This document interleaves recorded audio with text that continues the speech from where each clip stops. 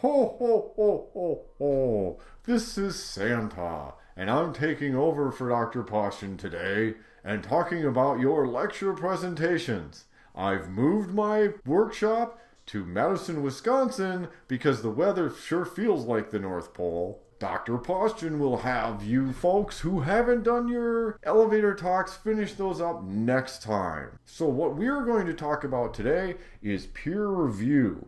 We have peer review at the North Pole too. I often give constructive feedback to my elves, and they to me, so that we do a better job making toys for all the little children. Constructive feedback gives you another point of view and improves your efforts. Someone else thinking about your research problem can also provide new insights. They may think of a way of doing your research that you haven't thought of before. They may know a technique that you don't know, so it's always valuable.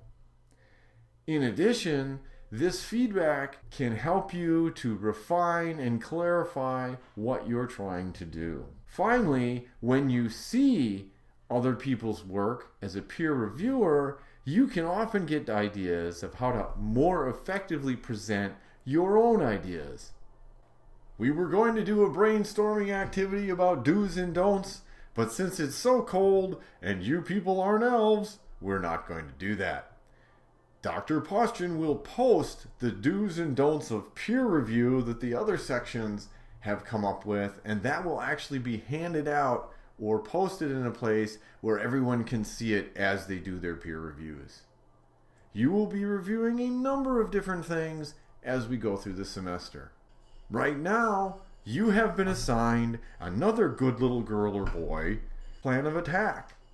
You are to look at that plan of attack and evaluate it. When you do this, I want to remind you of a few things. First of all, focus on the ideas that the person presents. That is the heart and soul of what they're doing. Do their ideas make sense? Does it clear to you what they're saying? Then focus on the organization. Is the plan of attack organized in a way that you can understand it and it very clearly lays out the proposed research? Next, does it tell a compelling story? Do they present their ideas in a way that's helpful and that is easy to follow and gets you enthusiastic about what they're going to do? Finally, look at writing errors. That is absolutely something you should do, but it should be the last thing that you do. And students often focus on that and only writing errors and nothing else. I want to talk a little bit about the interface that you're going to use, but I also want to remind you that Mendeley is something, it's a great program you can use. It's a citation manager. It will make your life much easier in your scientific writing. Definitely check it out, and it's free. We will be using Canvas to do your peer editing. I'm showing on this screen the peer editing interface. Now, let's go to the Canvas site, which I'm doing right now. When you get to the Canvas site, and if you click on assignments, you'll see the different assignments. You can then click on plan of attack. When you go there, you'll see a little button over here that says you have a peer effort to grade.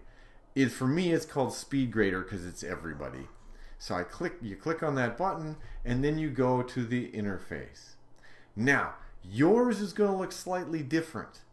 Mine comes up immediately with a document that I can then evaluate. You're probably not going to see this. And what you have to do is click on a little button up here that says View. So you view, and then this will expand and you'll have this. Now you can go on this assignment and you can add various annotations. The ones that I find most useful if you're going to do it in this interface are the point annotation, and you can just click here and say whatever you want. Wow, what a great idea. However, it's not very clear to me what you are trying to accomplish, etc., etc. You can put your comments in there. If you make a comment and then you decide you don't want to keep it, you can click on this little thing, hit the delete trash can that comes up, and it disappears. You can also use the highlighter if you want to go and highlight a phrase, let's say, and you want to comment and say, this sounds like jargon. Can you use better wording to eliminate it?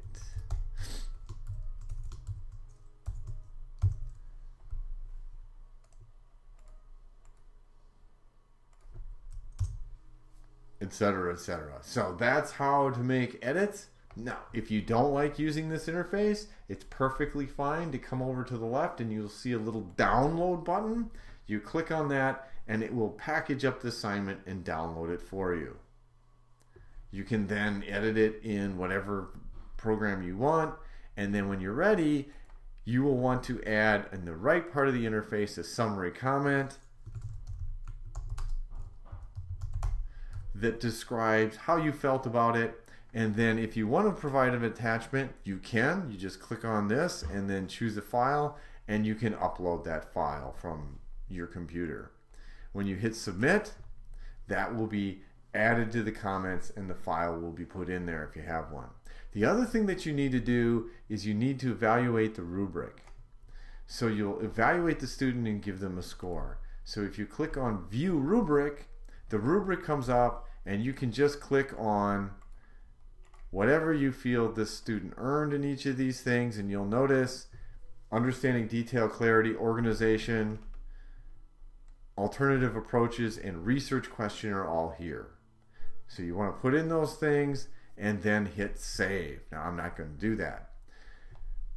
To get credit for the assignment, you have to add one summary comment and you have to enter the view rubric and then hit save. Then you will get credit.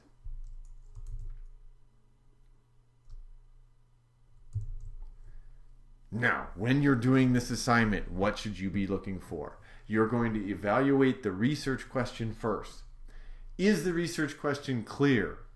Do you know what the question is asking? Right? Is it clear to you what they're trying to do? Second, is it possible to test the research question with the experiments that are listed in the plan of attack? And finally, is it worth asking the research question? You'll then want to move on and evaluate the plan of attack. And you'll see here I've listed the different qualities that you're looking for. In understanding, you want the writer to demonstrate a clear understanding of the proposed research. In detail, the plan of attack should serve as a template for a complete protocol. All sections needed to do the research are listed.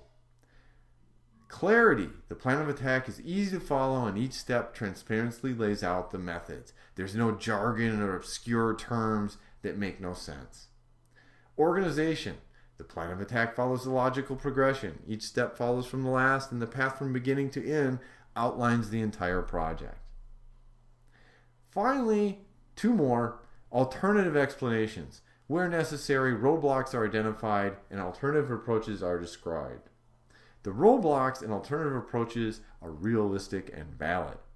And then finally, you want to look at the writing errors. Now, you'll probably note these as you go through it, but you can evaluate this at the end. Notice I put this at the end because it's probably the least important thing to really look at.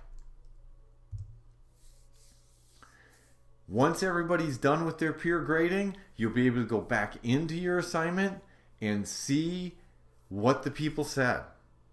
What you should look at is the advice given useful? And secondly, think about what changes you're going to make to take into account the advice given. I will have a quiz where everyone will enter in the feedback or their feeling on the feedback that they were given, and you'll be able to give a score between 0 and 5, and that score will become part of the other person's grade. So you will be evaluating their peer feedback. The last thing for today, please sign up for a presentation time. If you go to Canvas And we'll go back there again, and you click on modules. You will see a document for presentation sign up, and click on Wednesday sign up, and you will see a sheet where people have signed in their names. And you'll notice most people have signed up for the end of the period. Those that have not signed up, please go along and sign in. You can also look at that handout and understand acceptable formats. Presentation should be about 12 minutes in length, where 3 minutes for questions, and presentations may be discussion style or have questions only at the end. It's up to you. You will also need to provide a quiz that people take. That way we can check on people's understanding. You will give the quiz, you will grade everybody's response, you will then give me that information, I will add that all up. It's a way of making sure people are paying attention and a way to make sure people are actually there. So yes, you should attend all the times regardless of whether you're presenting or not. Finally, poster guidelines. Here's some poster guidelines. It's never too early to start thinking about your poster. So here's some tips. First, have a great title, but short. Second, cut down on text. Cut down on text. Cut down on text. Santa does not like lots of text on posters. You get coal if you do that. Third, tell a story. Just like was in that thing about writing scientific papers and proposals, you want to tell a story. Think about what the data is telling you. And speaking of data, figures and graphics are the heart and soul of your poster. That is what you should focus on first. That is what you should generate, and then all the other information comes out of it. Finally, control yourself. Your color palette should be 3 to 5 colors max. Keep away from weird backgrounds, especially ones that make it really hard to read your poster. And keep your text readable.